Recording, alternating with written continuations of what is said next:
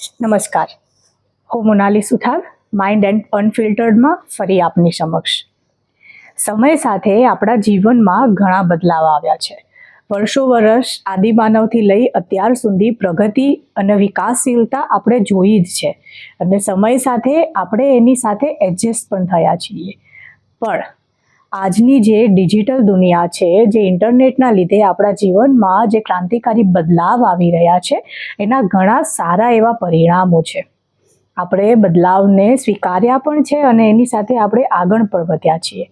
પણ એની સાથે આપણા જીવનમાં થતા જે નેગેટિવ પ્રતિભાવો છે, શું એના ઉપર આપણે ધ્યાન આપ્યું છે કે પછી ભૂલી ગયા છીએ? દરેક ઘરમાં માં હોય, બહેન હોય કે પછી દાદી હોય, આપણા હાથમાં સ્માર્ટફોન તો હોય છે.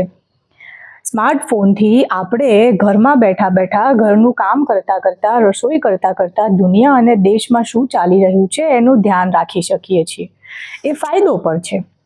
પણ શું એ ફાયદાએ આપણને આપણા સંતાનોથી અલગ નથી કરી દીધા? ઘરમાં લાગણીના બદલે, સમયના બદલે એનું સ્થાન મોબાઈલે નથી લીધું? શું તમને પણ એવું લાગે છે? અને ન લાગતું હોય તો વિચાર ચોક્કસથી કરજો. કેમ કે મોબાઈલ એ એવું હથિયાર છે કે જો એને શાંતિથી અને સાચવીને વાપરવામાં આવે તો એના ઘણા ફાયદા છે. પણ જો ન વાપરવામાં આવે તો?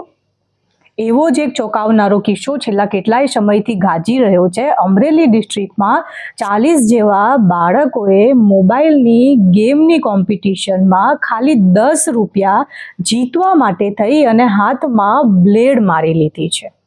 તમે ગૂગલમાં સર્ચ કરશો, ન્યૂઝપેપરમાં પણ આ વસ્તુ આવી હતી. આ વિષયથી આપણે વિચારવાનો વિષય છે. આ વાતથી વિચાર કરવાનો વિષય ચોક્કસથી છે કે શું આપણે મોબાઈલના લીધે થઈ અને ડિસ્ટ્રેક્ટ થઈ ગયા છીએ કે પછી આપણા લાગણી અને સમયે સ્થાન લઈ લીધું છે મોબાઈલે?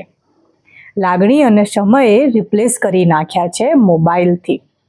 મોબાઈલ આપણને લાગણી બતાવી તો શકે છે, પણ શું એ અહેસાસ અપાવી શકે છે? મોબાઈલથી તમે બાળકનું ધ્યાન તો ડિસ્ટ્રેક્ટ કરી શકો છો, પણ શું મોબાઈલ બાળકને એ મોરલ અને એથિક્સ શીખવાડી શકે છે? વિચાર કરવા જેવી બાબત છે. આપણે ખુશ તો થઈએ છીએ કે આપણું બાળક મોબાઈલ આમ આંગળીના વેઢે વાપરે છે. જે આપણને નથી આવડતું એ આપણું બાળક બહુ સારી રીતના કરી શકે છે. પણ એ કરવાની સાથે મોબાઈલમાં ઘણી જ બધી બીજી વસ્તુઓ પણ થતી હોય છે. તો શું આપણે એ ધ્યાન રાખ્યું છે? વિચાર કરજો. વાત ખાલી બોલવાની નથી, વાત છે બચાવવાની, આવનારી પેઢીને. કે સમય જતાં આપણને ખબર પડે કે આપણા બાળકોને હવે આપણી નહીં, માત્ર મોબાઈલની જરૂર છે. કેમ કે માત્ર ફરિયાદ કરવાથી કંઈ નહીં થાય. સુધાર લાવવો પડશે, એક્શનમાં લાવવો પડશે. વિચાર ચોક્કસથી કરજો ને તમારા પ્રતિભાવો પણ આપજો.